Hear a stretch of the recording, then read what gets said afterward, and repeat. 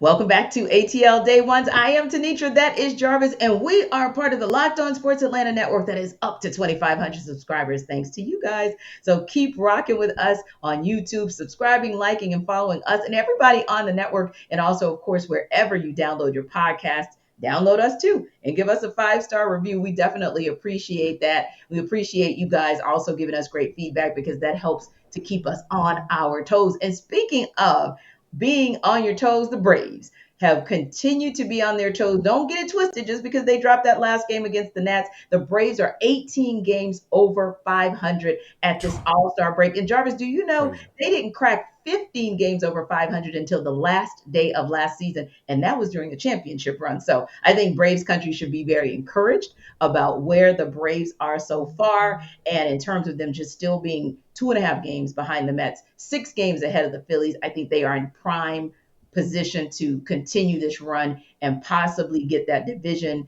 championship, if not getting their fifth in a row, certainly getting into the wild card race, but or being at the top of the wild card race. But my question to you is this: with all of those things considered, and after really seeing how they matched up against the Mets and how they really went on a run, of course, in June, but even to start off July, what do you think, Jarvis, that they have to do in order to keep this momentum in that second half and possibly catch the Mets in the second half? I think you got to start off with pitching Hmm. and defense, and kind of. Yeah. And I'll go starting with the pitching staff. I think that we talked about Max Fried a little bit earlier, and we was talking about how he was deciding to sit down and not Hmm. participate in the All Star. He wanted to get Yeah. some rest. We know he had the glute issue. Hmm. A couple starts ago, Yes. and I think that's something that you keep in mind as far as Hmm. going forward. And I think he had to figure out, get some rest, and get amped up for the second half of the season. I think that Yeah. those question marks like we have with Ian Anderson, can Hmm. we answer that question? And I think that if he's able to get back to some consistency, I think that's going to be the key for the Braves to be able to get back into it, right? And then I think that Hmm. Charlie Morton, we don't Yeah. know if he's going to probably has to sit down for a couple Yeah. starts and kind of figure Yeah. out what's going on. Alex Anthopoulos Hmm. make a phone call, who's out there, maybe move him back. Hmm. Spencer Strider has his struggles, so and I guess I'm making the case for, Alex Anthopoulos making a move. That's how they're going to Right. catch the Mets. But I think that, we've seen consistency from all of those guys that I just mentioned. So I'm Hmm. expecting them to get back to that. If they're Yes. able to get back to that consistency that we've seen from them Hmm.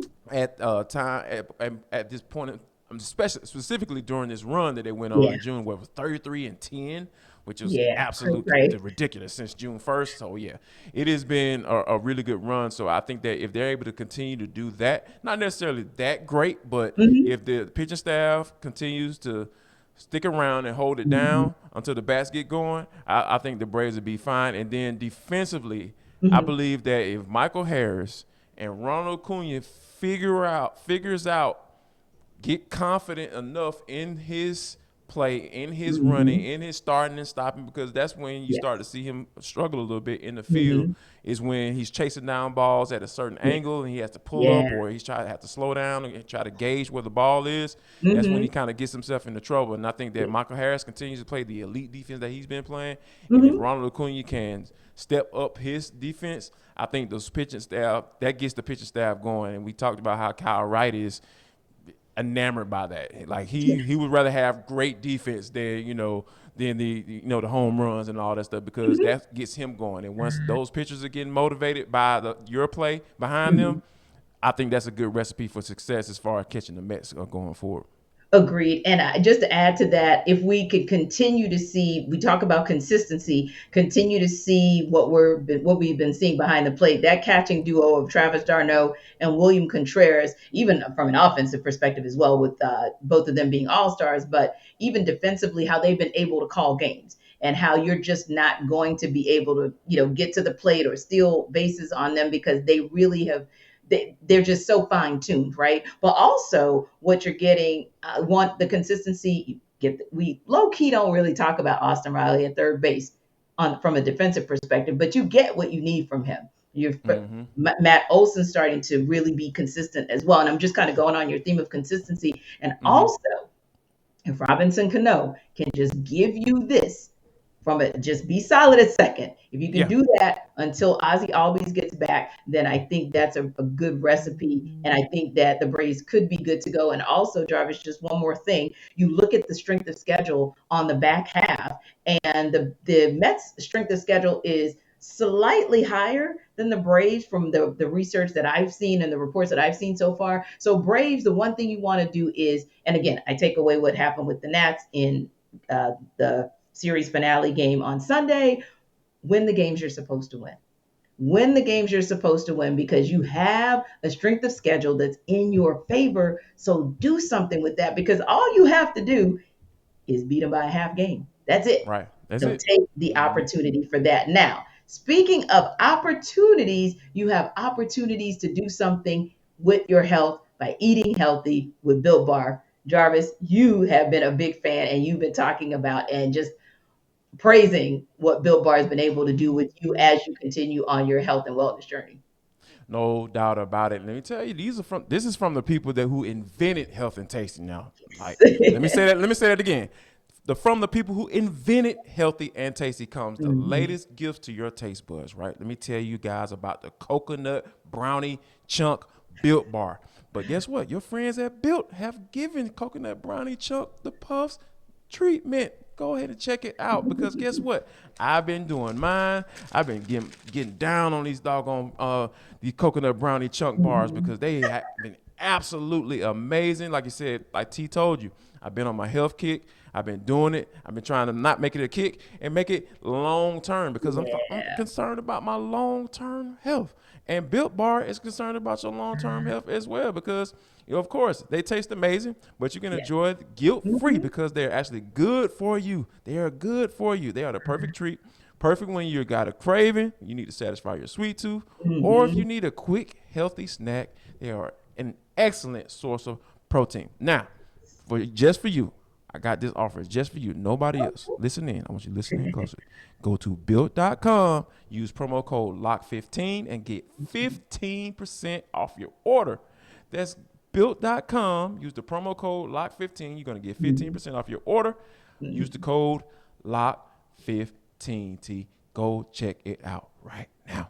Yeah, and I'm grateful for those Built Bars as well because driving all around the city, I always have to snack on something just to keep me going. And that's definitely one of the snacks that I'm excited to have because it's a healthy one when I'm driving through these ATL Yes. streets. Now, the Braves also have been applauded not just by Braves Country, but also by the league overall with 6 All-Stars on the National Wow. League team, which will be, of Loaded. course, managed by BSNIT because his team, of course, won last year's NL Pennant and World Series. We just saying. But the choice to add Austin Riley, of course, was entirely up to Major League Baseball officials. But hey, we know that wasn't a difficult choice to make at all. Now, we also talked about the fact that Max Fried would be pulling himself out of the game, and that's okay. That's perfectly okay. We love it when there is managing of a resource because you know what the back half of the season needs to look like. But I still would ask the question, Jarvis, of if you are concerned specifically about Max Fried, and do you think getting another arm, among other reasons, is the safe way for Alex Anthopoulos to go, or is there an additional space that you want him to go in other than adding to the pitching staff? You know what? I think that I believe both of those moves would be safe, right? Because Mm-hmm. we talked about Charlie Morton, Ian Yes. Anderson, Spencer Strider. He's a young Mm-hmm. guy, so that might be an easy move to make as far as that fifth starter spot. I don't know if you. I think you can kind of stick him in there and kind of just let him Mm-hmm. kind of figure it out at this point Yeah. because we all know that rotation shrinks once you get into the playoffs. So Oh, yeah. I I think that it would be safe for him to pick up the phone and give people some Mm-hmm. calls and answer the phone. Like, hey, here's what I'm looking for.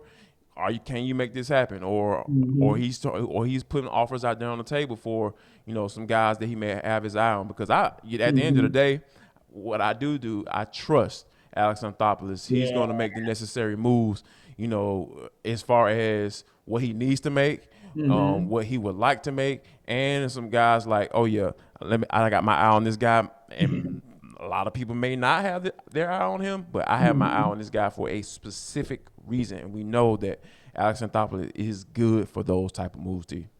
Yes, he is. And funny that you should mention that because I heard our friend Grant McCauley, he, of course, does the Braves postcast. And he was speaking last night on Alex Anthopoulos and how he does have that long term look and gave the example of how he'd been eyeing Travis d'Arnaud, someone that he at one point had said thanks, but no thanks, and kind of moved him on. And then brought him back, and we know how much of a great move that has been. And even seeing Alex Solid move. Anthopoulos' eye for the future in the Braves draft picks last night, right? Because what Right. did he do? He went and got himself three more right-handed pitchers. So got righty Owen Murphy, J.R. Ian Ritchie Jr. That is, and Cole Phillips. So again, always looking to add prospects to the farm system because he's always thinking about the future and thinking ahead. And speaking of the future, because obviously Jarvis and I are not at an All-Star week right now, but in Right. the future, I wonder where we might want to go and maybe check that off our bucket list. If you want to know what we're checking off the bucket list,